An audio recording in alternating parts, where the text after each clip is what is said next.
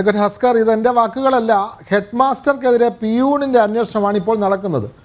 Shri PV Anwar പറഞ്ഞതാണ്. അദ്ദേഹം അതേ കസേരയിലിരിക്കുന്നു. അതേപോലെ തന്നെ ഈ സുജിത് ദാസ്, അദ്ദേഹം അവധിയിൽ ഇപ്പോൾ പോയിരിക്കുന്നത്, അദ്ദേഹം ആ പഴയ കേസ് എല്ലാം ഇല്ലാതാക്കാൻ, അതിൻ്റെ തെളിവുകൾ നശിപ്പിക്കാൻ പോയിരിക്കുകയാണ്. ഇന്നൊരു കാര്യം കൂടി പറഞ്ഞു, അവിടെ സ്വർണം ഉരുക്കുന്ന പ്രധാനപ്പെട്ട അവിടുത്തെ സ്വർണ്ണപ്പണിക്കാരൻ ഉണ്ണി, അദ്ദേഹം ഈ തെളിവുകളെല്ലാം അവിടെ മാറ്റിക്കൊണ്ടിരിക്കുകയാണ്. അതിന് സുജിത് ദാസാണ് നേതൃത്വം കൊടുക്കുന്നത് എന്നുകൂടി പറഞ്ഞു വെച്ചു. അപ്പോൾ ഈ ഹെഡ് മാസ്റ്റർ മാറണ്ടേ? പിയൂൺ അന്വേഷിച്ചാൽ ശരിയാകുമോ ശ്രീ ഹസ്കർ?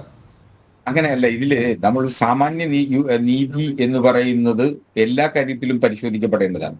ഒരു ആരോപണം ഉന്നയിക്കപ്പെട്ടു, ആരോപണം ഉന്നയിച്ചു എന്നുള്ളത് കൊണ്ട് ആ ആരോപണം ഉന്നയിക്കപ്പെട്ട വ്യക്തികളെ മുഴുവൻ ആരോപണത്തിന്റെ പേരിൽ സ്ഥാനചലനം നടത്തിയതിനു ശേഷം അന്വേഷണം നടത്തുക എന്ന് പറയുന്നത് അതൊരു ശരിയായ രീതിയാണെന്ന് എനിക്ക് തോന്നുന്നില്ല. ഇപ്പൊ ശ്രീ MR അജിത്തിനെ മാറ്റി നിർത്തിക്കൊണ്ട് അന്വേഷണമാണല്ലോ ഇപ്പോൾ നടക്കുന്നത്. MR അജിത്തിന്റെ ഈ ക്രൈം മാറ്റിയിട്ടില്ല, അദ്ദേഹം അതേ ചുമതലയിലാണ്. അദ്ദേഹം അതേ ചുമതലയിൽ ഇരുന്നോട്ടെ തന്നെ. അദ്ദേഹം ADGP ആണല്ലോ. അദ്ദേഹത്തെ കുറ്റകൃത്യത്തിൽ പങ്കാളിയാണെന്നുള്ള നിലയിൽ സസ്പെൻഷനിലേക്കോ നിയമ നടപടിയിലേക്കോ പോയിട്ടില്ല. അന്വേഷണം ആരംഭിച്ചിരിക്കുന്നു. ആ അന്വേഷണം എന്ന് പറയുന്ന സ്പെഷ്യൽ ഇൻവെസ്റ്റിഗേഷൻ ടീമാണ്. ഇപ്പോ അത് സെക്രട്ടറി ജോർജ് സാറിനൊക്കെ അറിയാം. സ്പെഷ്യൽ ഇൻവെസ്റ്റിഗേഷൻ ടീമിന്റെ സ്ട്രക്ചർ എന്ന് പറയുന്നത് അതിലെ അംഗങ്ങൾ റിപ്പോർട്ട് ചെയ്യുക എപ്പോഴും അതിന്റെ ഹെഡിനോട് മാത്രമായിരിക്കും. അപ്പോ അതിന്റെ ഹെഡ് SITയുടെ ഹെഡ് എന്ന് പറയുന്നത് ഇപ്പോ ഇവിടെ DGP ആണ്. ആ DG അടുത്താണ് നേരിട്ട് കാര്യങ്ങൾ റിപ്പോർട്ട് ചെയ്യേണ്ടത്.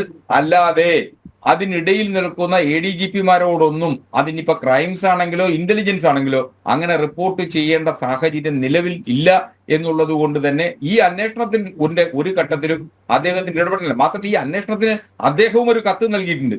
ഇതിനെ സംബന്ധിച്ച് അന്വേഷിക്കണമെന്ന് ADGP ക്രൈംസിന് കത്ത് നൽകിയിട്ടുണ്ടല്ലോ. ആ കത്തിന്റെ കൂടി അടിസ്ഥാനത്തിലാണല്ലോ ഈ അന്വേഷണം നടക്കുന്നത്. അപ്പൊ അദ്ദേഹത്തിന്റെ സത്യസന്ധത ബോധ്യപ്പെടുത്താൻ, പൊതുസമൂഹത്തെ ബോധ്യപ്പെടുത്തേണ്ട ഉത്തരവാദിത്വമുണ്ട്. അതുകൊണ്ടാണ് അദ്ദേഹം ഒരു പരാതി നൽകിയിട്ടുള്ളത്. ആ പരാതി ഇക്കൂട്ടത്തിൽ അന്വേഷിക്കുകയാണ്. അപ്പൊ ഇത് രണ്ടും അന്വേഷിക്കണം. അന്വേഷിച്ചതിന് ശേഷം മാത്രമേ ഒരു തീരുമാനത്തിൽ എത്താൻ കഴിയുള്ളൂ. ആ തീരുമാനം എത്തുന്നതുവരെ നാം കാത്തിരിക്കുക, അല്ലാതെ നാം എഴുതാപ്പുറങ്ങൾ വായിച്ചുകൊണ്ടേ ഇരിക്കരുത് എന്നുള്ളതാണ് വിനോദം എനിക്ക് അഭ്യർത്ഥിക്കാൻ. എഴുതാപ്പുറങ്ങൾ എഴുതി തരികയാണ്. PV അൻവർ എഴുതാത്ത പുറങ്ങളിലെല്ലാം ഓരോ ദിവസം പുതിയതായി എഴുതി തരികയാണ് അഡ്വക്കേറ്റ് ഹസ്കർ. നമ്മളായിട്ടൊന്നും എഴുതുന്നില്ല, എല്ലാം അൻവർ എഴുതി പറഞ്ഞും എഴുതിയും അദ്ദേഹം നൽകുന്നുണ്ട്.